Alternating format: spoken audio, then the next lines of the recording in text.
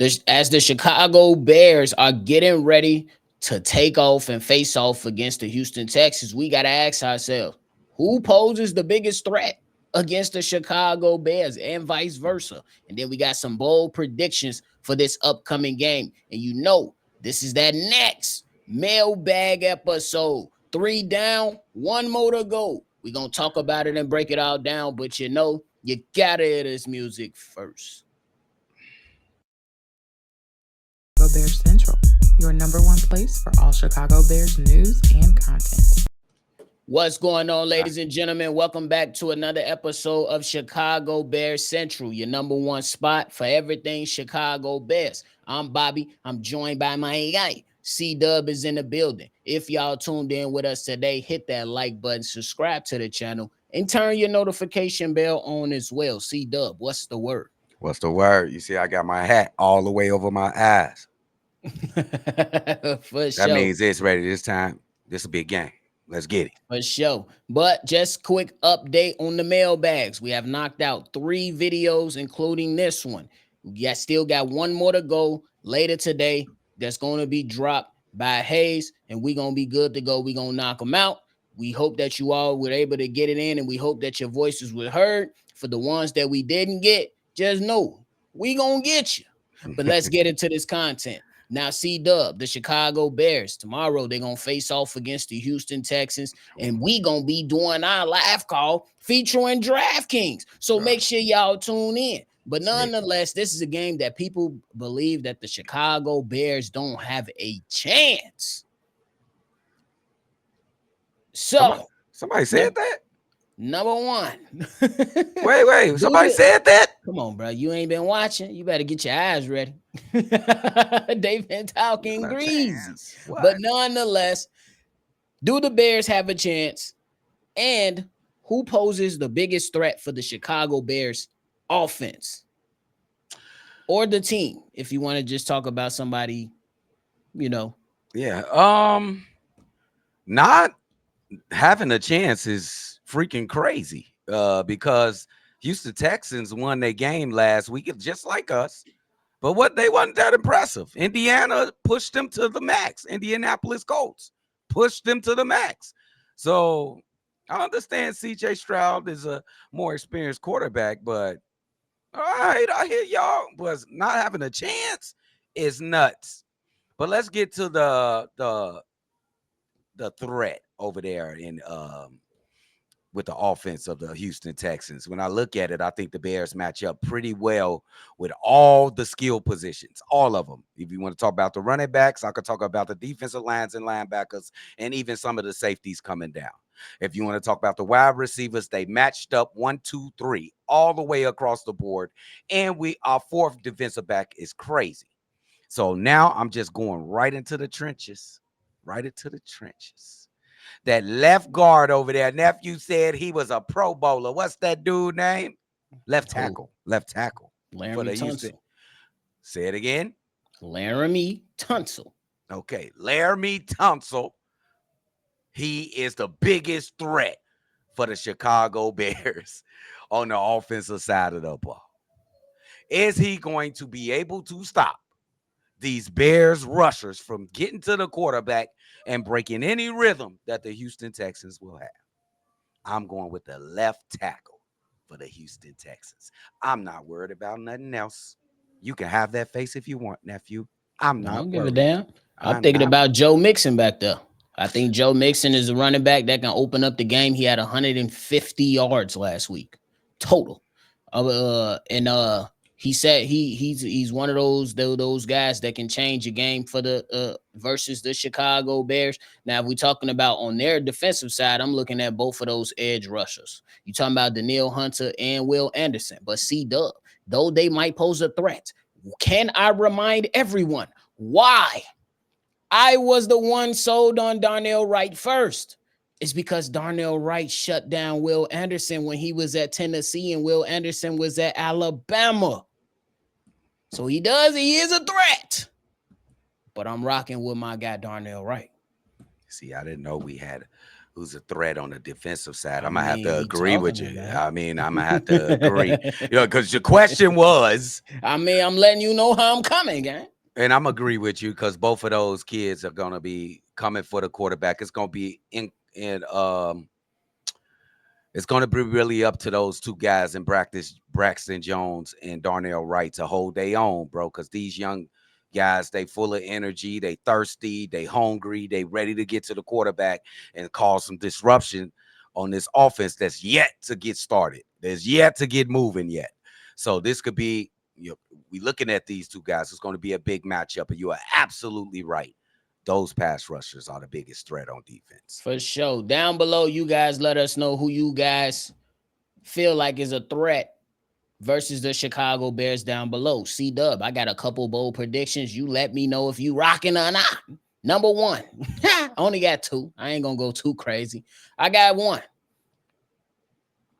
Javon Dexter and Andrew Billings dominate the middle of the pass rush in this game.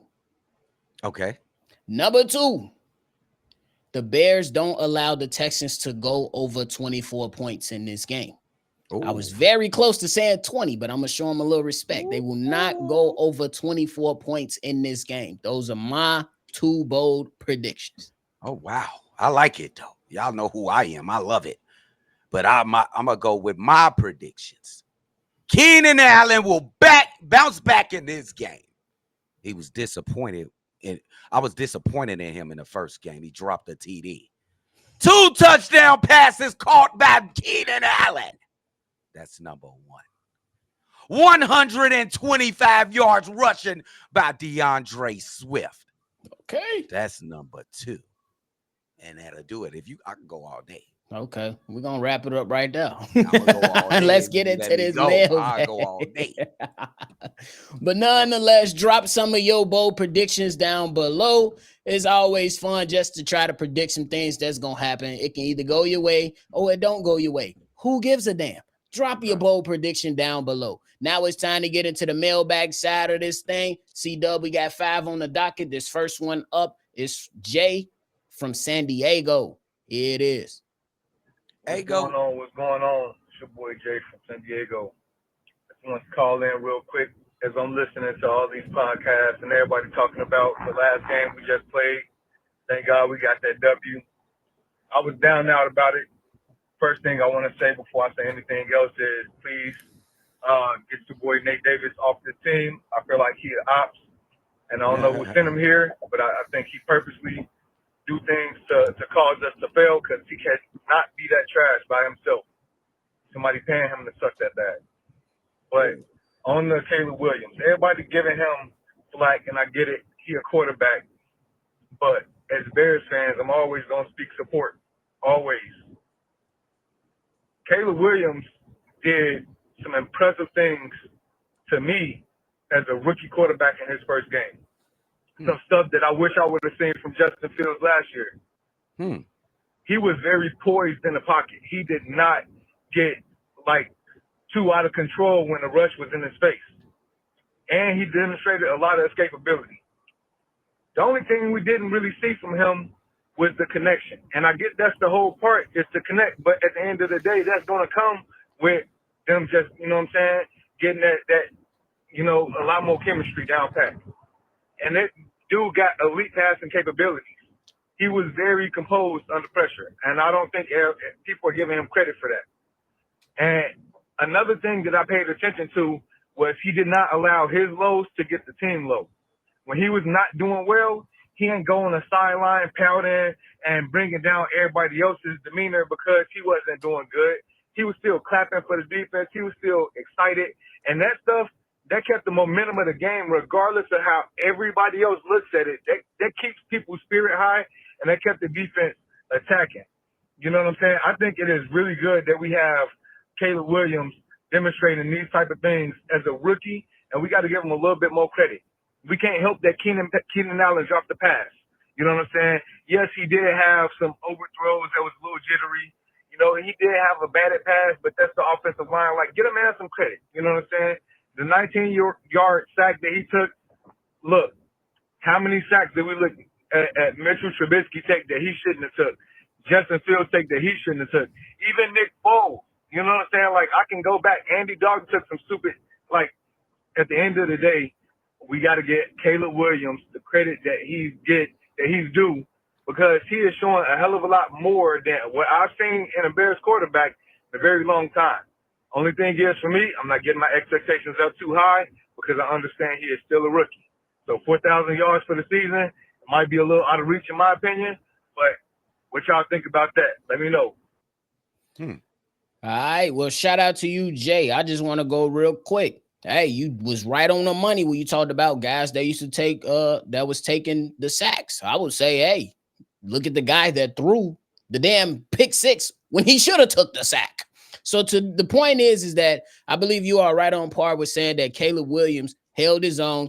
There's a lot of things you can look at and say it was ugly, but there are some great game managing things that he did to close out the game that shows maturity. And for the fact that he didn't come in at the end of that game and ruin and let go the comeback, he helped execute and close the comeback. We've seen it plenty of times. Muff punts from other players, interceptions from the quarterback, dumbass wide receivers catching the ball, not going out of bounds, getting the ball taken out of their hands. We've seen that.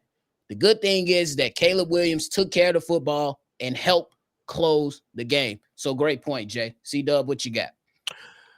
I'll just be honest and say I agree with everything that the Jay. That Jay said. I was about to say voicemail that Jay said. But we just gonna be honest and say he was bad. He completed less than 50% of his passes. We just gonna be honest. We do know that he's a rookie. I do know, and I still think 4,000 yards is on the table. I do think he's gonna get better. And you are right. When I think about his game, I just think about the word compound. He did not compound this awful game that he had by turning the ball over and making it worse. You couldn't get that from past and previous quarterbacks. I will not name any names. You know who they are, but he still got a bright future this season. It might turn around this game coming up, but it is going to turn around. His poise and confidence is off the charts, and his skill and ability matches that as well. I did think he was just going to take off with the first game that he came in his league, but obviously not. He's gonna go through the rookie trials and tribulations. So yeah, I agree. But this is called the game ass. He was ass. He was ass, but he did some things. You could pick something that he did good. It wasn't all bad. But this ain't a debate show. This is the mailbag episode. Nigga, did you listen to what the hell I just said? No, because you always on some bullshit. Hell you talking about? But nonetheless, thanks for calling in, Jay. The next one up, this one's from Bishop.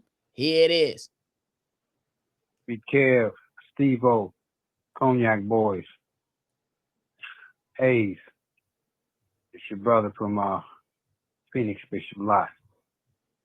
Brother, y'all help me with this. How come they're not using two tight ends? I thought the running game sets up the pass. And lastly, man, that O-line, garbage, man.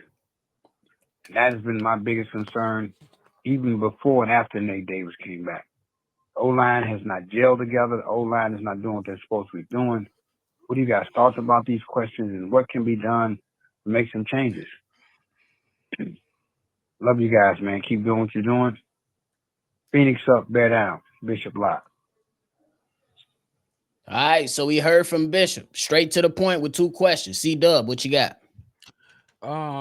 Bishop, let's go with the offensive line first. I do think if we give them some time to get that cohesion, even though you got that bad apple supposedly with Nate Davis, he did, I think, get benched last game. I think they can be good. Just give them a little time. And what was the second question, nephew? What was that? The second about thing? two tight end sets. Oh, the two tight end sets. Now I told you guys that it's only one football The Bears only get like, what do you think? Like 45 plays a game, something like that, 50 plays a game. It's a lot of stars on this team. And it seems like from the first game that the tight ends are going to suffer, but that might not be the case. Let's just see what happens with the next upcoming games. I think there was some reports that Komet wasn't happy with the way he was being used. I don't know if it was false or true. It was true. It was true then. He was upset about that. So I'm sure Waldron will know the history of Cole Kmet and what he's brung to the table, and he will try his hardest to include him in his offense. But I told y'all it's going to be a struggle to get the ball to all these weapons. For sure. Can't argue with that. Me, first thing first, with the 2 tight end sets, I'm right 100% with you, Bishop. You should be, and I believe this is the game you can utilize that. I believe the strength of the pass rush is going to come from the Houston Texans edges. How do you mitigate that and kind of help slow it down and try to establish yourself offensively? 2 tight end sets will be solid in this particular game if you want to go ahead and utilize that. So I'm with you on that. When it comes to the O-line, I'm on the same stage with C-Dubb on this. I'm gonna give him another game. I'm gonna give him another game. I'm gonna give him another Just game. one? We gonna see how bad it is. This a more I wouldn't say the Titans was more disruptive because it's coming right in your face. I agree. They were. So Yeah. I'm gonna give him another game. Yeah. But it absolutely has to improve. And Shane Waldron did hold himself accountable after game 1.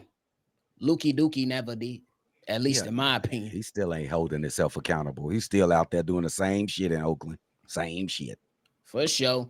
Well, thanks for calling in, Bishop. C-Dubb. This next one is from Brian from Indiana.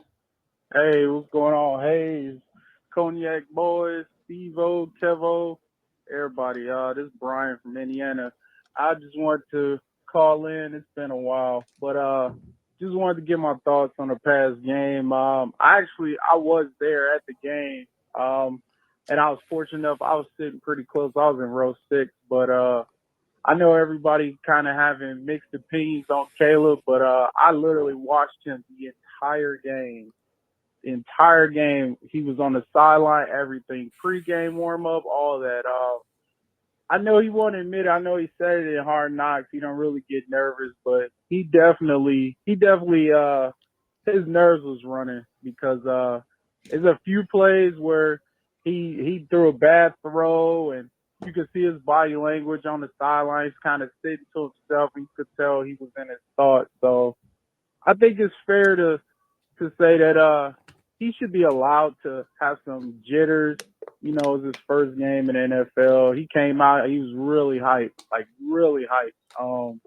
But I could obviously tell he was in his head a lot. So I think, although I know a lot of people don't want to, but I think we should allow him a little bit of grace. I feel like he just needs to get that out his system, the first game jitters. But I think going forward, I feel like we'll see a different Caleb. I really like that he really was active on the sideline when he wasn't in his head. He was engaging with the O-line. He was engaging with the receivers, the running backs, even talking to the guys on defense. And the coaching staff really did a good job. I literally watched Shane Waldron, the running back coach, I can't remember his name, and even Eberflus coming over and talking to him. I seen him on the iPad with Shane Waldron, and I could see he was nodding his head a lot, so I know they was giving him good feedback. But overall, I think we'll be fine. I just think that's kind of something he had to get out of his system. But I'm not too worried about it. I don't think we should start hit the panic button yet. It's just one game, and we still won. I highly doubt he'll have a worse game than that. It was a bad game, but with those kind of stats and that play, he can really only go up from here. Although we are playing the Texans, and they are going to be a tough team. But that's pretty much it. Just let me know what y'all think. Yeah, that's pretty much it, man. Chicago up, bear down. All right. So we heard from Brian. Appreciate the call. Me, I think that when actually being at the games is so fascinating that you can see everything right there happening. I will say that the first half was terrible. The second half wasn't too great, but it was better. And the same thing can be said about the preseason game versus the Bengals. First quarter, not so great. Second and third quarter, better. So we can say this whole entire game is ass. We'll just call it what it is. We'll be fair with it and say, hey, we seen some nice things, but overall the game was bad. Me personally, with Shane Waldron coming out and saying what he's saying, Caleb Williams, I believe how smart he is. I'm predicting a better game in game 2 versus the Texans. I think that he's going to be able to take advantage of some of his opportunities. And I'm a comment on the nervousness. Even though I think that he was nervous and I think that Caleb Williams be better, I'm a man that hold a man to their words. And the man said he don't get nervous. So I will not be giving him that excuse. I know he will be better. He looked nervous to me, but the man said he wasn't nervous. He never gets nervous. So he cannot get that excuse from me. And yes, he will be better, especially in this game. For sure. Fair enough. No need to add on to that one. No cap. But hey, appreciate the call anyway, Brian. Shout out to you, my guy. C-Dubb. This next one comes from Dallas. More specifically, Darius from Dallas. D-Thing. What's going on, man? Darius from Dallas here. I just had to call back in because I actually looked at the damn stats. And I know I called in about how we didn't run the ball enough, but I looked at the stats and looked at how many carries DeAndre Swift had. He had 10 carries, man. He had 10 carries. Those are backup running back numbers, and we're paying him $10 million a year. And we're putting all this pressure on Caleb right out of the gate, and then people want to come down on him already after week 1 already, talking about he's a bust, talking about he's this, talking about he's that. Well, the offensive coordinator put him in a bad position by treating him like he's fucking Aaron Rodgers or Pat Mahomes right out of the gate and saying, here you go, Caleb, throw it 50 times. That's not what you do. Our identity is run the fucking football. And we have 2 guys back there that can do it. 3 guys back there that can do it. I don't understand why he's falling right back into them Luke Getsyisms. That's what Shane Waldron's doing. He's falling right back into the Luke Getsyisms. Hand the ball off to DeAndre Swift until his goddamn legs fall off, and then do play action pass and let Caleb do his thing. It's a simple fucking formula. We're putting too much pressure on Caleb and on this offensive line to have to sit back up there and pass rush against that defensive line.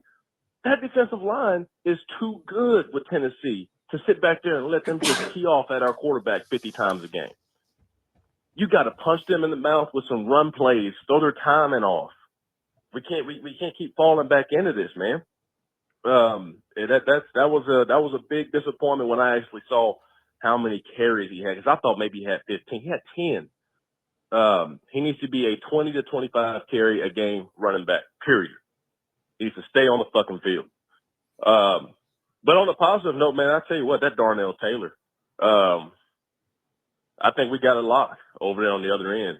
I love the way he pursues the ball. Some of that stuff that I saw on his tape after we signed him, we saw it on the field. And he's got that cockiness and that swagger about him that I like, man. Now, as far as the interior defensive line, there's some things that got to get cleared up because they were running that some bitch way too easily. Way too easily. Where's the run defense at? So fellas, it's looking like all of our weaknesses are starting to leak a little bit, but let's not panic. I'm still not impressed with this fucking offensive line, though, even though we did put them in a bad spot. I don't think offensive line is good enough. Coleman Shelton, you're on thin ice with me, motherfucker. But we'll see what happens next week, man. Texas up, bear down. You heard him. Texas up and bear down. C-Dubb, take it away. Show out. Hey, Coleman Shelton, he was absolutely awful last game. He definitely got to get his damn act together. As far as running the ball with DeAndre Swift, I do agree 10 rushes is way, way too low. But I keep telling y'all, if y'all think this is going to be a run-heavy offense, it should be. In some instances, against some teams, it should be. But I don't know where y'all think it's going to be a run-heavy offense with all these skill position players on the wide receiver position and tight end position. So how many times should Swift be receiving the ball, running? More than 10. So you going 15 to 20, 20 to 25? I don't know. whatever Waldron feels is good. Whatever what it calls for to win the game. I ain't gonna put a number on it. I don't know why y'all think they just gonna pound the rock. I don't know. No, so I want to be clear with the scheme. So the scheme is that everybody knows it's kind of, what the concepts of it. But Shane Waldron, with his scheme, he typically utilizes the bubble screen as an extension of the run game. That's why when so many people was like, why is he calling on the screen? In his mind, that's an extension of his run game. But I'm 100% with Darius and saying this guy should be running the rock at least, for me, 15 to 20 times. And as a team, the Bears should be running about 30 to 35 times. Does it mean it's going to happen? Absolutely not. Because I still consider that Shane Waldron uses the pass game as an extension of the run game. But I do hope that DeAndre Swift can get 15 carries at a minimum per game, because I think he's just that explosive and you have to get him in a rhythm. That's how I look at that. I agree with that. 15 is, why does it seem like low? You might because say 10. You going 15 with him, maybe 10 to Khalil Herbert. That's 25 carries, and you sprinkle a little Valus in that. Give him 5 carries. That's 30. Okay, as all together. The Bears should be running about rushes. 30 to 35 times. I agree with that. That's cool. I think that's the most you probably the most you can ask for. Yeah. With this team, with all the weapons they got, bro. And the tight ends too, which didn't get involved last game. So exactly. I hear what you're saying. Yeah, that's another thing though. I see what you're saying, bro. But I think they built to he's gonna use the pass game as an extension of the run game. Hence why we've seen so many bubble screens. It's gonna be that, and it's gonna be, some delay screens too. Some things like that. It's gonna be a lot of that, in my opinion. But thanks for calling in, Darius. You definitely snapped on, bro. But hey, C-Dubb, this last one that's about to come up is from my guy, Damon. Here it is. Damon. What's going on? It's Damian Dugar from South Carolina. Just want to get my thoughts on the game and the upcoming game. First question, do y'all think we should have a veteran quarterback, a seasoned veteran quarterback left on the team to help guide Caleb a little bit? Because, as football players, y'all done play ball too. You know how you always have that the offensive coordinator and the quarterback coach can do but so much, but having that other veteran seasoned backup and seeing it all, just talking through certain things like, nah, I hear what he's saying. Might want to do this, do that. I always wanted to ask y'all that from the jump. I know we got Tyson Badger, but he ain't been in the league in about 2 years himself. I was asking the question of, like, he's the oldest veteran on there, and I was like, man, we ain't got nobody really can coach him through. I think that's very important to help him get through. Is I think his second year he don't pop. I just want him to get through the growing pains this year. Not surprised on how everything is playing out. He got some big shoes to fill to be the quarterback for the Chicago Bears, big fan base.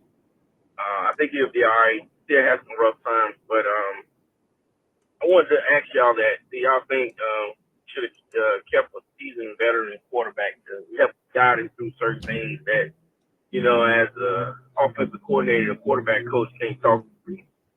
But besides that, got a big game coming up next Sunday.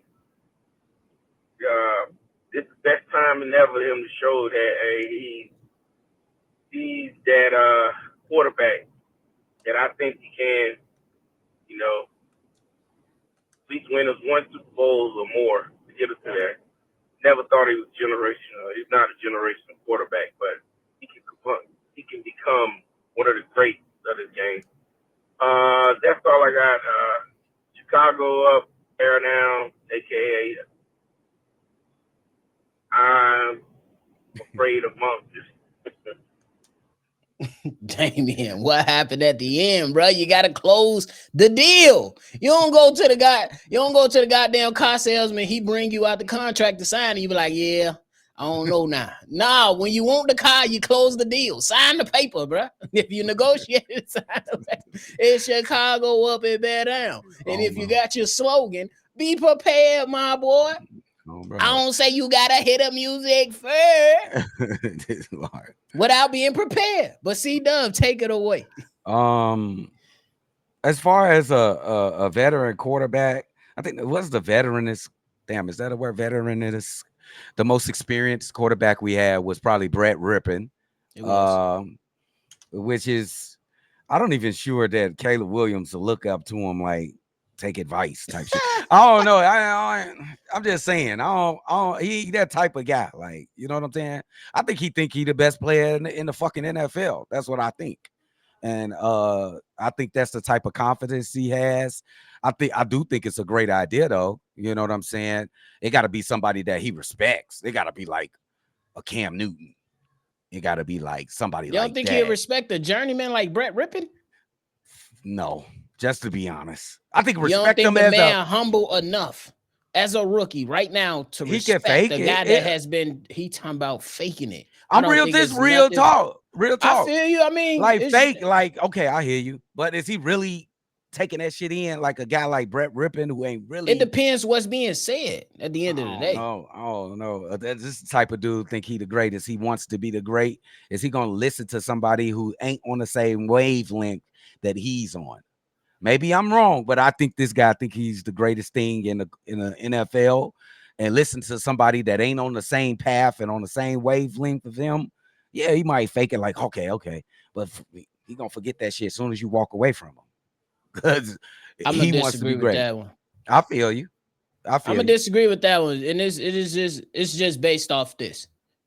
Whether I come into a new job,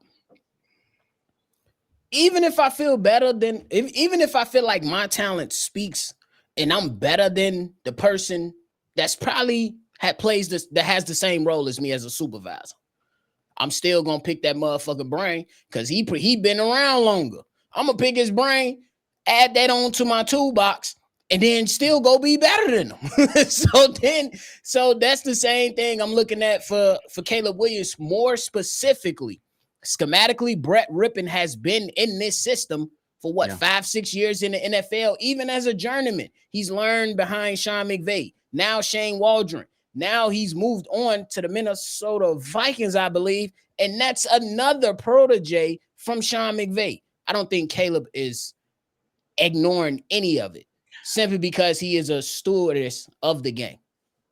I don't mean so far as ignore them, but he can take it as a grain. He'll take it with a grain of salt.